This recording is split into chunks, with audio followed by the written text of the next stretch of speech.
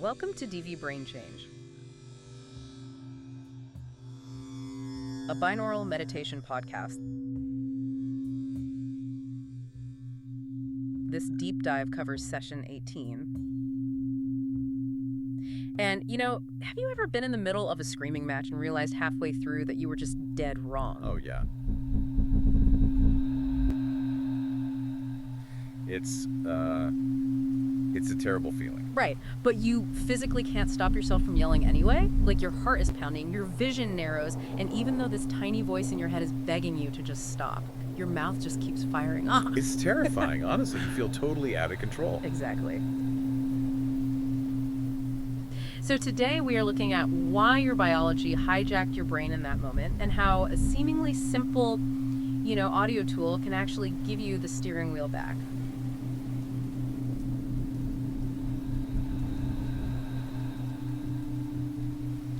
We're speaking directly to you, the men in the DV program at Free Life Wellness Center. That's right. We are pulling from the Brain Change curriculum, specifically session 18, which was developed by Ronald Potter Efron, MSW, PhD, and Patricia Potter Efron, MS. And if you have headphones on right now, you might notice this low, steady hum in the background of this deep dive. Yeah, and that hum is actually two distinct audio tones playing simultaneously. So in your left ear, you're hearing a frequency of 220 hertz. Okay. And in your right ear, it's 226 hertz. But your brain, it can't hear them as separate tones, so it processes the difference between them, which is exactly 6 hertz. Wow, okay. So it's doing the math for you. Exactly. And almost immediately, your brain begins to sync its own electrical activity to that 6 hertz frequency, pulling you into what is known as a theta wave state. It's essentially a biological tool just running in the background. You're listening to a 6 hertz binaural beat designed specifically to help your brain become more receptive, more flexible, and, more capable of the genuine behavioral change required in this program.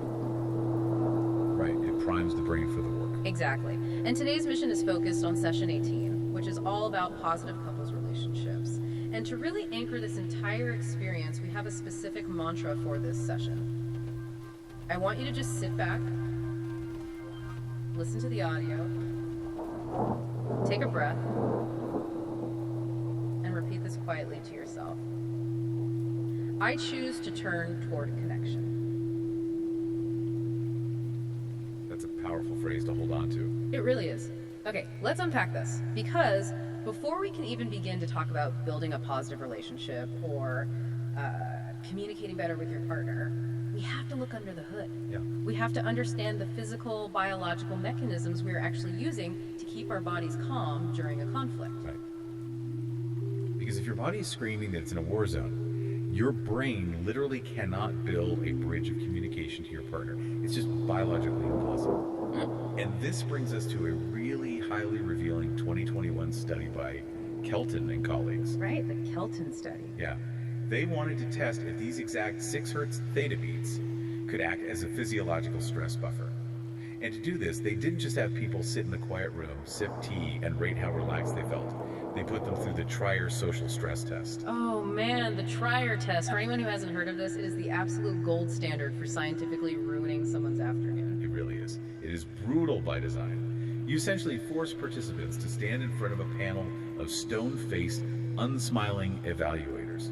Just totally blank stares. Exactly. No positive feedback at all. You make them deliver a speech with zero preparation. Then you force them to do complex mental math out loud, like counting backward by 13 from 1022. Oh, that's just cruel.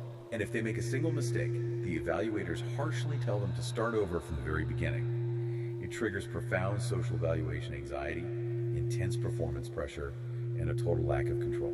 Honestly, just hearing the rules makes my own heart rate spike. So the researchers put these people through the ringer. What actually happened to the people listening to the 6 hertz binaural beats versus the control group? Well, this raises an important question about how we define stress, right? Because the initial subjective reports, like what the participants consciously felt and reported on a questionnaire, showed no difference whatsoever. Really? None? None. Both the control group and the binaural beat group recorded feeling highly stressed, flustered, and extremely anxious. But the physiological data, the actual sensors hooked up to their bodies, told a completely different story. The researchers were measuring high-frequency heart rate variability, or HFHRV. Wait, hold on. Let me push back on that for a second. Because if both groups still consciously felt like they were panicking, doesn't that mean the audio failed? Like, what good is an audio tool if I'm still going to feel just as stressed and angry when I'm arguing with my partner? And that right there is the crux of why this study is so important for domestic violence recovery. Feeling an emotion and being physiologically hijacked by it are two very different things. So HFHRV is essentially a measurement of the parasympathetic nervous system. That is your body's biological brake pedal.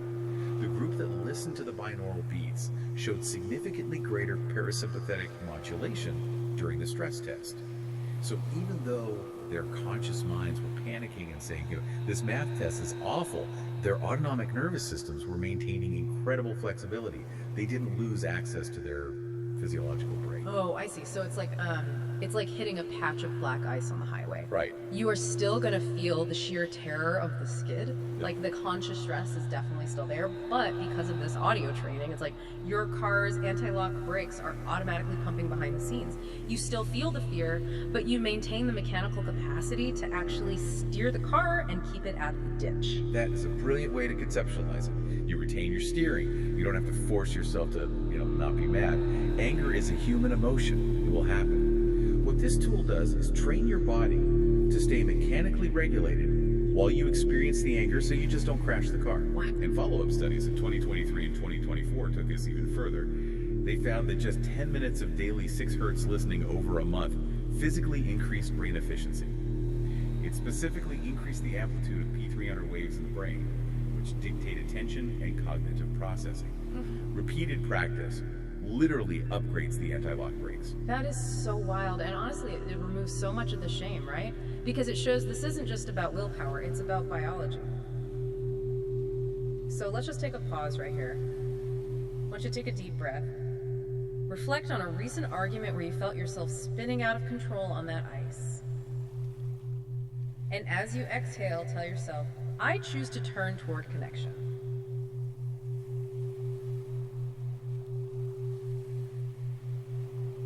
I choose to turn toward connection.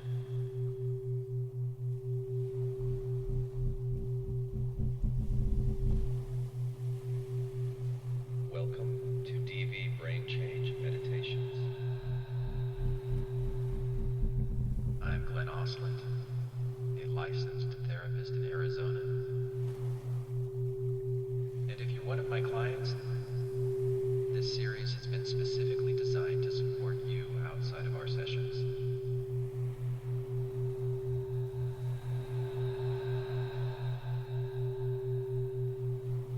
It uses binaural audio beats to guide your brainwave states into a healthy, sustained, natural calm. It won't replace what we're doing in therapy. That's something we do together. But it will help prepare your mind and body to go deeper into the work we have already started.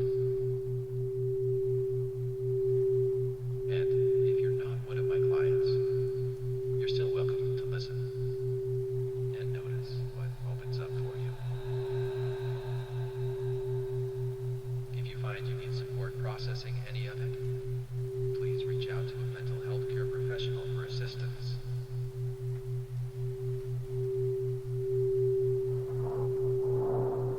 I'm not asking you to believe my words.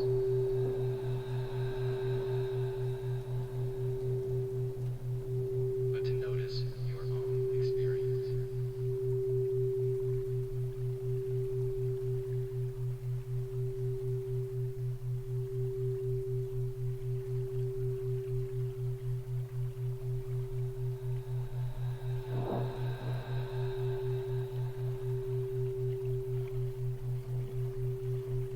That underlying biology, that physiological brake we just explored, that's the precise mechanism described by polyvagal theory.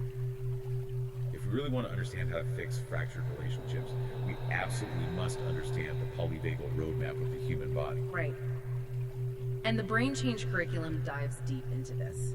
I want to reframe how we usually think about the mind-body connection here. So imagine your conscious mind is the captain of a massive ship. Okay, I like this. The captain is up on the bridge with the logic, the navigation charts, and all the good intentions.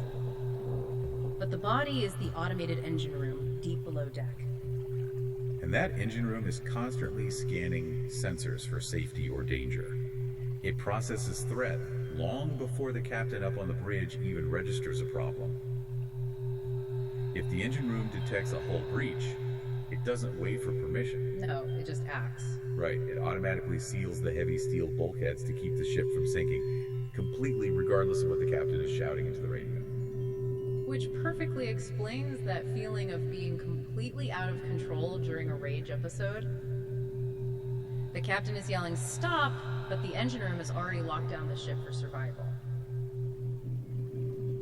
So let's break down the 3 distinct zones, or operating protocols, that this engine room uses so the guys listening can recognize where they are in any given moment. Sure.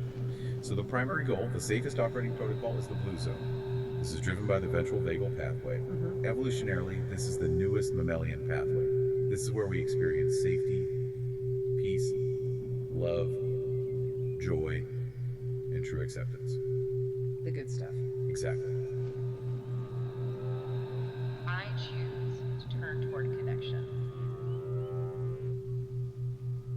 When your engine room is in the blue zone, your body is flooded with oxytocin and dopamine. Your facial muscles are relaxed, your vocal tone is warm, and you actually have the biological capacity for empathy.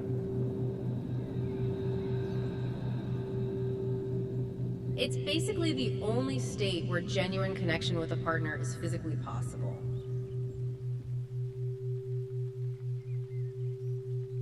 But the engine room doesn't always stay there. No, it certainly doesn't. Yeah. If the sensors pick up a threat, like a perceived criticism or even a raised voice, it drops into the red zone, which is the sympathetic nervous system. This is our ancient action system. The fight or flight. Precisely. It immediately floods your bloodstream with cortisol and adrenaline. It fuels courage and pride, sure, but in a conflict, it manifests as explosive anger, fear, and severe anxiety. It's highly effective for fighting off a physical predator, but it burns a massive amount of energetic fuel, and importantly, it shuts down the empathy centers of the brain. Right. And what happens if the red zone fails? Like, if you are in a conflict and the fight or flight energy just doesn't resolve the threat? Then the nervous system pulls the ultimate emergency brake. It drops down into the gray zone, the dorsal vagal pathway. This is the oldest, most primitive reptilian survival strategy. It is a last resort shutdown. Wow, okay. You experience a total freeze response, collapse, heavy apathy, and deep shame. Your heart rate and breathing slow down drastically to conserve energy and numb the pain. In a domestic dispute, this is that moment when someone goes totally cold, refuses to speak, and just stares blankly at the wall. And that is so important to highlight because a lot of guys think if they aren't yelling, they are doing a good job. But shutting down into that gray zone feels like abandonment to a partner. It is just as destructive to the relationship as the red zone. What's fascinating here is that the curriculum makes it explicitly clear that none of these zones are inherently bad.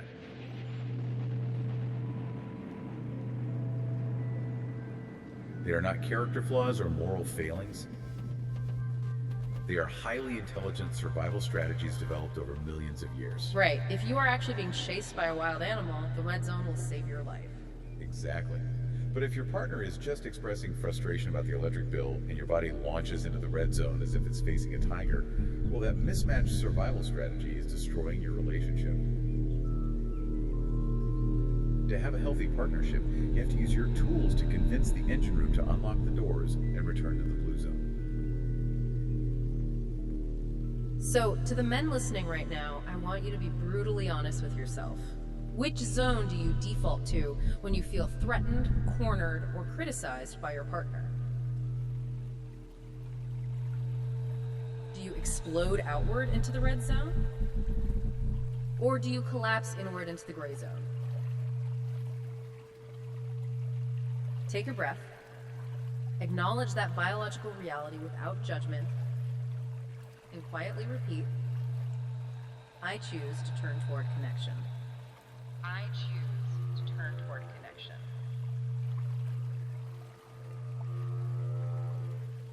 This is a podcast designed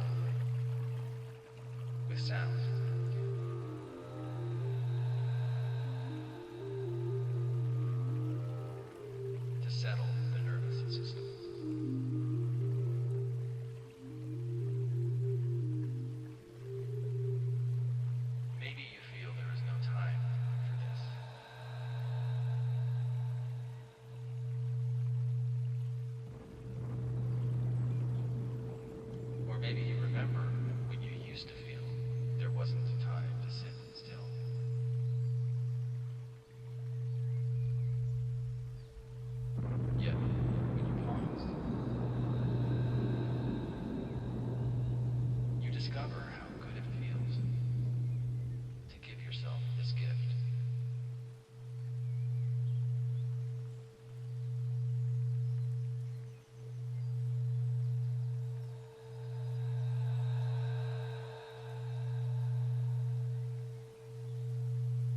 Once we can utilize our binaural tools and our polyvagal awareness to reliably access that blue zone of peace and safety, the obvious question becomes, how do we actively use that state to rebuild a fractured partnership?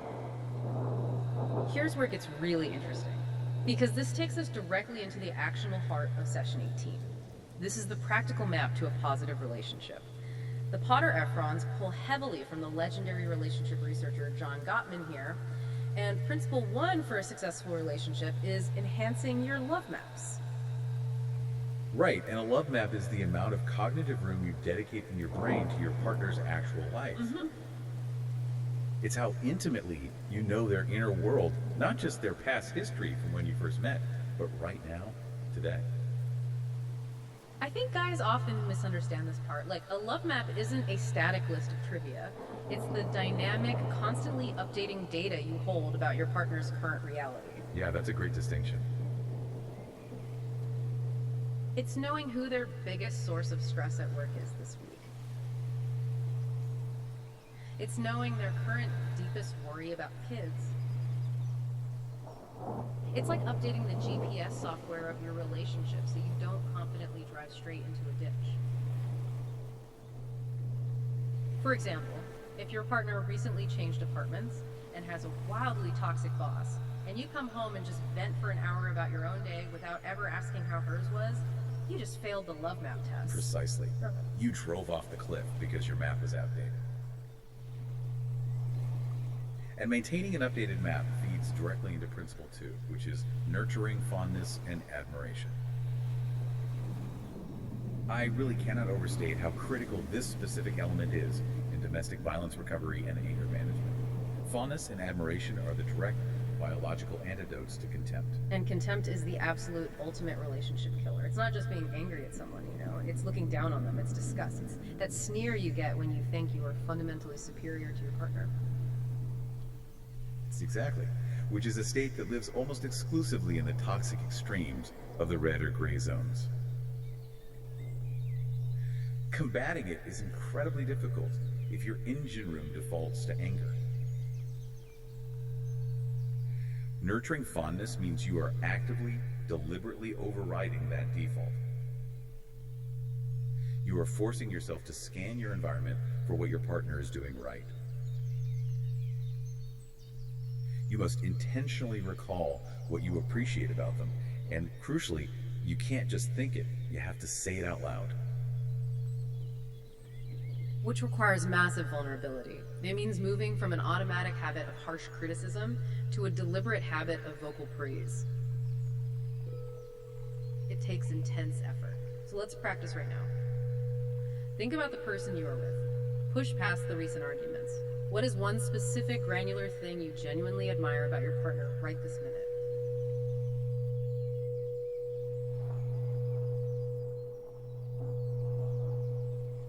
Hold that image in your mind. And repeat our mantra. I choose to turn toward connection. I choose to turn toward connection.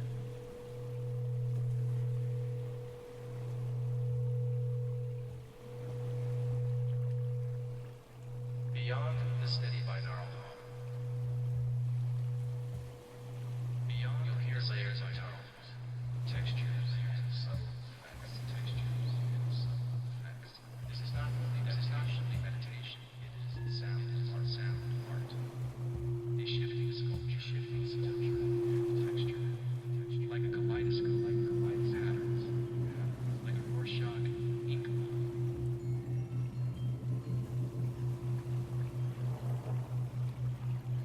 If we connect this to the bigger picture, having a detailed map and fond feelings is wonderful theory, but a relationship is ultimately built on action. It's defined by what you actually do in the high-stakes micro moments of your day. And that brings us to principle 3, which is turning toward each other instead of turning away. This revolves entirely around bids for connection. Right. A bid is any attempt from your partner to get your attention, affection, validation, or support. Sometimes it's a massive, obvious bid, like directly asking for a hug after a devastating day. But more often in strained relationships, it is a tiny, almost invisible test. Let's ground this in reality for the guys listening. A bid isn't always something cute. Often it's walking into the kitchen while you're watching TV, loading the dishwasher a little too loudly, and letting out a heavy, exhausted sigh. It's a test. It's her asking without words, do you see me struggling? Do you care enough to pause your show and ask if I need help? And in that microsecond, you have a choice. You can turn away, you can ignore the sigh, stare harder at the television and pretend you didn't hear it. Yeah. Or you can turn against. You can snap at her and say, can you keep the noise down? I'm trying to relax. And both of those just drain the relationship's emotional bank account. They absolutely do. Or, your third option, you can turn toward. You can mute the TV, look her in the eyes and say, hey, you sound wiped out. Let me take over the dishes. Responding positively to those tiny, gritty bids builds a massive reserve of goodwill. It creates this emotional buffer that protects the relationship when a major crisis hits. If your bank account is overdrawn because you constantly turn away or snap at her, the first major argument will absolutely bankrupt the relationship. Which flows seamlessly into Principle 4, letting your partner influence you. This is a profound hurdle for anyone struggling with control or anger issues. Letting your partner influence you means surrendering the oppositional, rigid need to always be right. Yeah. It means dismantling the illusion that you must maintain total command over the household. It requires realizing that a relationship is a partnership, not a dictatorship. That is heavy, but it is so necessary. It means when she suggests a different route to the store, you don't take it as a personal attack on your intelligence. When she asks for your help or asks you to change a behavior, remind yourself, I choose to turn toward connection. Allowing influence requires profound humility and really a remarkably sturdy sense of self-worth. You have to be deeply anchored in that polyvagal blue zone to accept influence gracefully, because the red zone interprets any outside influence as a hostile attack, and the gray zone views it as an exhausting burden.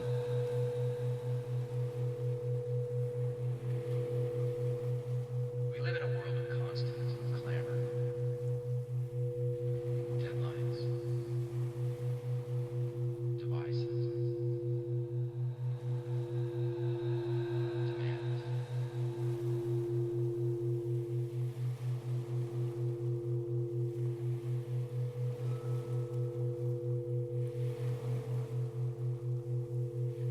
This series is an invitation to let sound carry you to a calmer rhythm.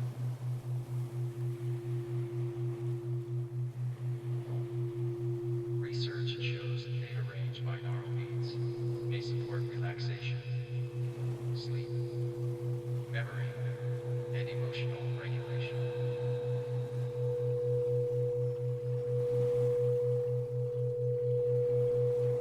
Notice what happens in your own life over time.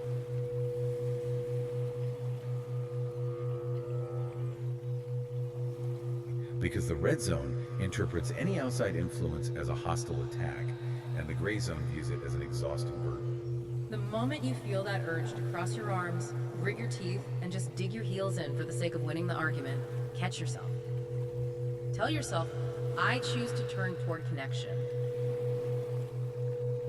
Doing this paves the way for Gottman's final principles, which are solving your solvable problems without warfare, overcoming gridlock on the deep-rooted issues, and eventually creating shared meaning and goals together. But wait, we really have to address the elephant in the room here. What's that? Knowing Gottman's principles logically doesn't stop the red zone from taking over in the heat of the moment. If your engine room is already blaring alarms and sealing the heavy doors, how do you actually force a new reaction? That is the exact problem. You can read the curriculum all day, but if your biology betrays you, the relationship still suffers. How do we make turning toward an automatic biological reflex instead of this forced, exhausting mental effort? The answer lies in the mechanics of neuroplasticity. The human brain is not a fixed, rigid structure. It is plastic. It can be remolded even well into adulthood. The foundational governing rule of neuroplasticity is simple. Neurons that fire together wire together. Every single time you have a thought, experience an emotion, or take a physical action, an electrical signal travels along a specific neural pathway in your brain. And the more often you use that specific pathway, the stronger, faster, and more dominant it becomes. The curriculum breaks this biological rewiring down into 3 concrete steps. I want everyone listening to literally visualize this structural change happening inside your own head right now. Step 1 is myelination. Right. Myelination is the installation of biological insulation.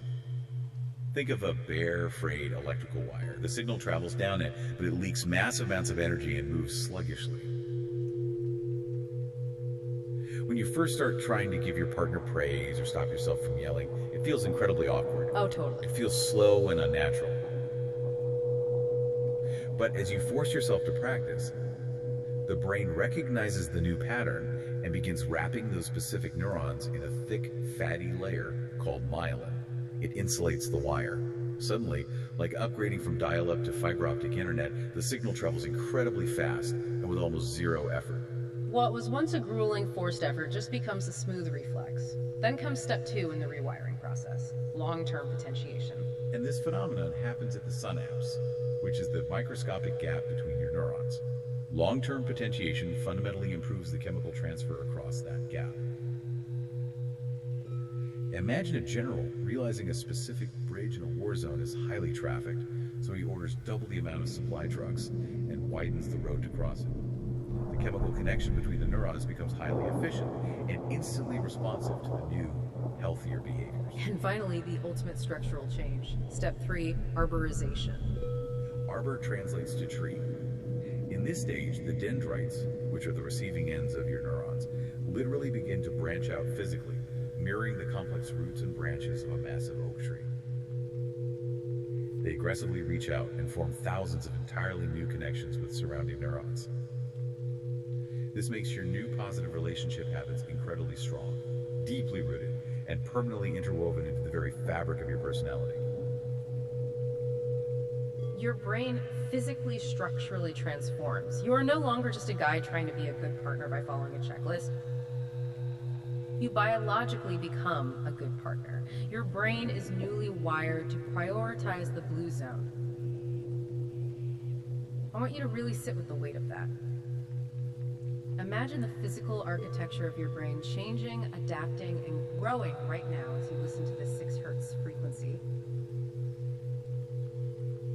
Take a deep, slow breath, and for the final time today, anchor that neurological growth. I choose to turn toward connection.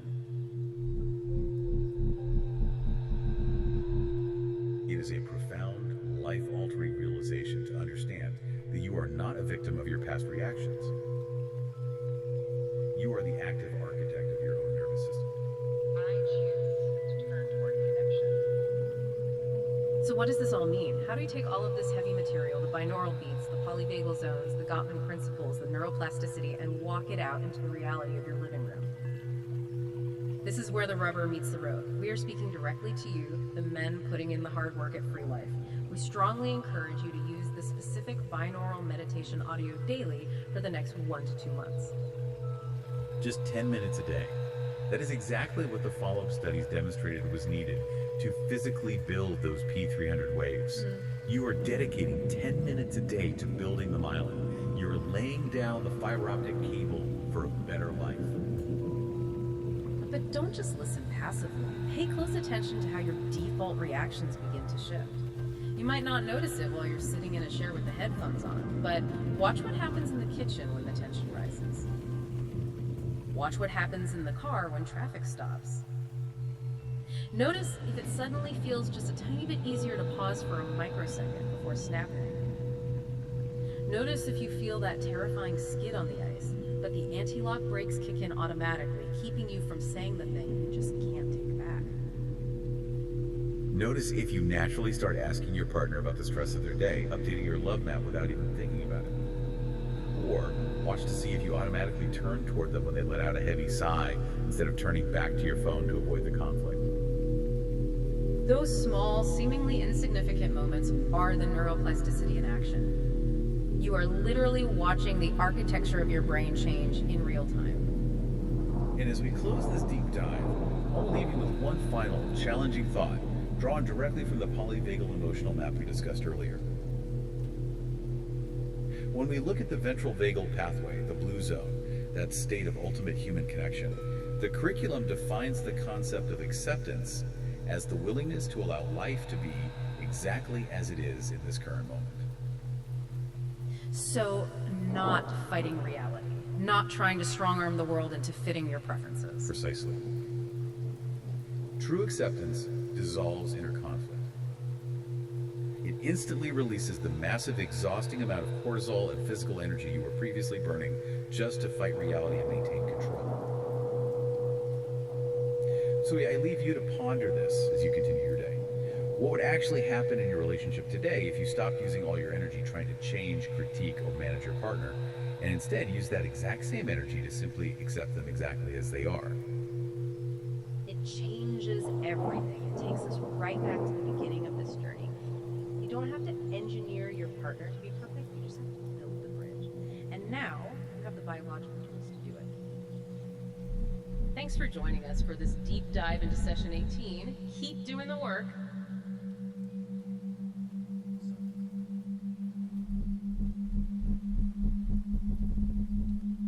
As you feel your spirit